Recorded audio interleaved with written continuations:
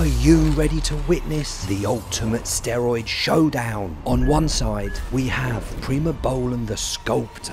This offers a smooth yet pricier path, perfect for those who want to avoid androgenic landmines. Then we have Masteron the Shredder. It will boost muscle detail fast, delivering an extreme chiseled look. Yet, if not used properly, it can trigger a fierce surge of hormonal side effects. Now, the choice between these two compounds isn't just another decision. It's a pivotal moment that could make or break your cycle.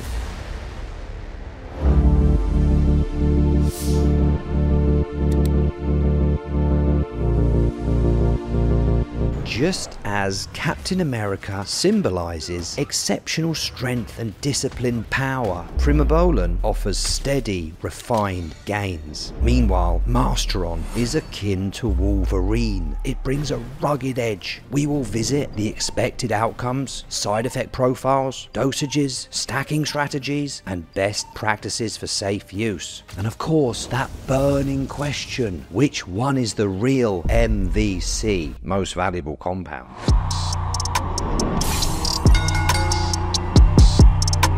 Understanding the expected outcomes is crucial, as it's going to set the stage for what each compound can bring to the physique and the performance. Size, definition, or a bit of both. What are we after? Primobolan is the Ferrari of steroids. Sleek, powerful, and worth every penny. If it's legit and you can afford it. It offers a fuller, more polished look. It preserves muscle even when cutting calories. I see Masteron as the Himalayan sea salt of steroids. It's flexible, consistent, and will elevate your blood pressure. In any case, if you're lean enough, below 12%, it's perfect for that grainy, athletic look. Users have a dry, shredded appearance, and like a trusty sidekick, it won't steal the show, but it will always deliver. So the winner of round one for aesthetic appeal is what we're really after here, is going to be Primobolan. I'm only going to do that once, okay? It makes you look fuller and just more polished. Masteron does have a strong case here, but you have to be very lean to see all those benefits that I've described. Therefore, Primo, with its quality and luxury, gives it the edge for its first win.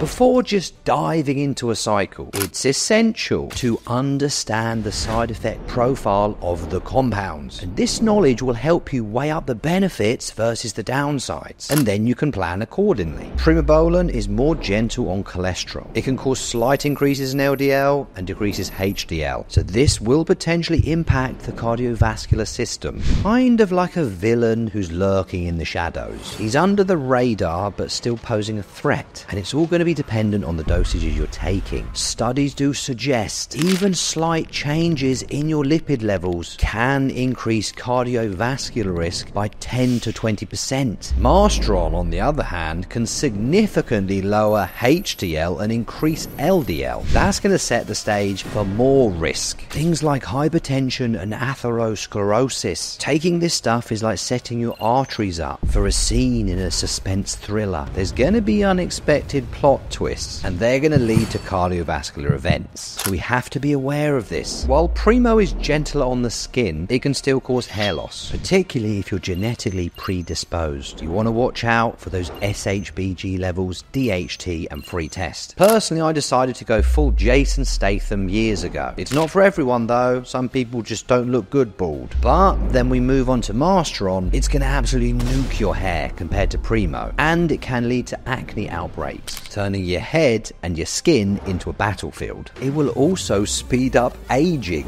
This is because it reduces collagen synthesis, making you look more like a well-worn jacket than a superhero. Primobolan does boost libido, however, it will reduce estrogen levels, and this can creep up on you, causing joint pain, loss of sex drive, and fatigue, making you feel like you've aged decades overnight. And if you can't handle your mental state, mood swings will occur, and this can turn your your life into a drama series that no one else around you asked to be in. Masteron brings a roller coaster of libido fluctuations, from Tony Stark level confidence to total shutdown. It can cause big prostate issues and mood swings, making you feel like you're a star in your own action movie, minus the special effects and the happy endings. The winner of round 2 is Primo. That takes the crown with a much milder side effect profile. Now we know the risks, we are ready to look at the dosages, because if you don't have the numbers right, things will go wrong very quickly.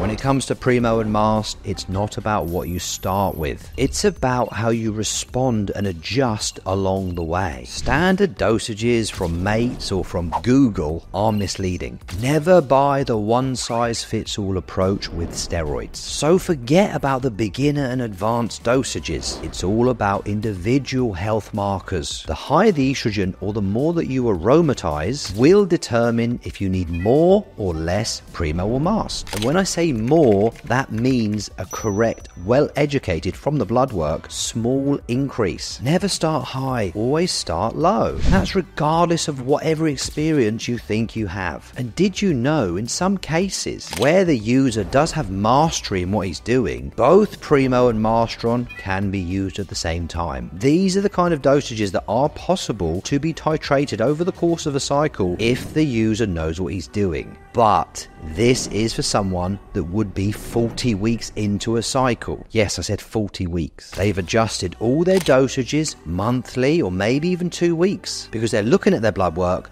knowing what they need, and then adding that in. And guys, please do not try and build up or copy this cycle. It's just so specific to one individual. Instead, remember this secret. Dosing is always specific to your individual health markers. Your genetics, your training, your diet, and your risk tolerance, also goals. So the winner of this round is...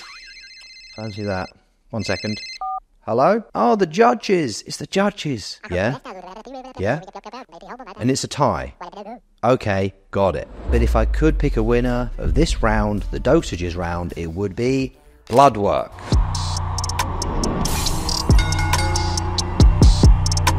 The financial aspect in planning a cycle is crucial. So when examining Primobolan, we know it's going to have a higher price. It's like you're investing in a supercar. You're going to get top quality and you're going to get great performance. Also with Primo, it does need to be run higher than most other compounds. For example, I'm on 250 test and 600 Primo. I personally think the cost is justified because of the side effect profile of the drug. It's very well refined and tolerated. But is it really worth it for everyone out there? Masteron is definitely more of a budget-friendly compound than Primo. It's a practical option for those who want solid results with managing their estrogen levels without breaking the bank. The winner is, of this round, Masteron. And that's got the win for its overall budget-friendly approach and accessibility because Primobolan is most often faked and disguised as Masteron. So you could buy Primobolan, pay top tier price, and receive Masteron if the source is not reliable.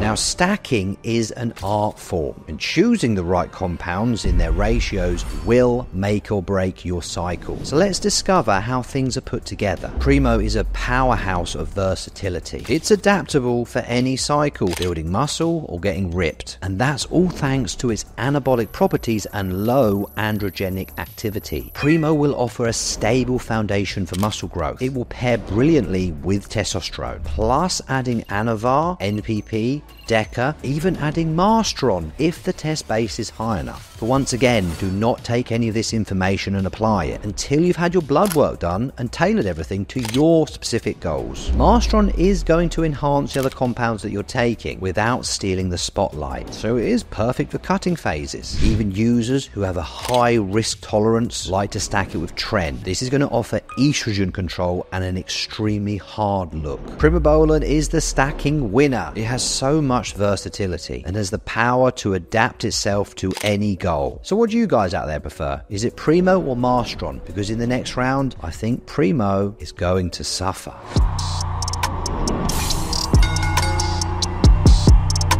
The half-life and injection frequency of a steroid can greatly affect a cycle's convenience and commitment. Primo comes in an injectable version in Untitled, also comes in an acetate oral form. Injectable Primo has a longer half-life of 10 days, and this makes it more efficient than the oral version, which has less bioavailability and can strain the liver. It's like choosing between flying first class and economy. They both get you there, but one does it in style. Masteron is available in propionate, which has a very quick half-life.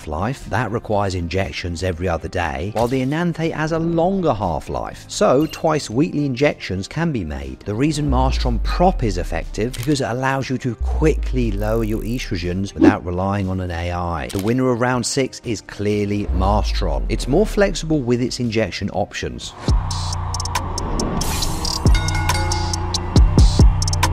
So who's the real MVC then? Well, the results are obvious, aren't they? Masteron is a go-to for that lean, shredded look without breaking the bank. However, Primo has won most of these rounds, hasn't it? It has better muscle preservation, minimal side effects, and will give a fuller, more polished aesthetic look. And personally, I think it's perfect for those longer, top-tier cycles. I've been on my cycle so far 7 months on Primobolan, and everything's been fine. But I could add Masteron in if it makes sense in my next blood work. With Primo, it could be the price element or the fact that it's not legit that defers some people. However, it has excelled over Masteron in pretty much every single metric. On the other hand though, Masteron might be a better choice if the user is in a niche contest prep scenario and they're competing, or if someone has a unique individualized response. As with everything, the power is always in your hands, so choose your steps wisely and choose them safely. And if you feel you need some kind of direction so you avoid messing yourself up, you can reach out for help and guidance. There's a link below this video. You hit that link and I'll connect back with you shortly. The next video coming up is a legendary one. Gear will always do its job. The mission is, though, to stay safe when you're doing it. Dr. James, I'm out.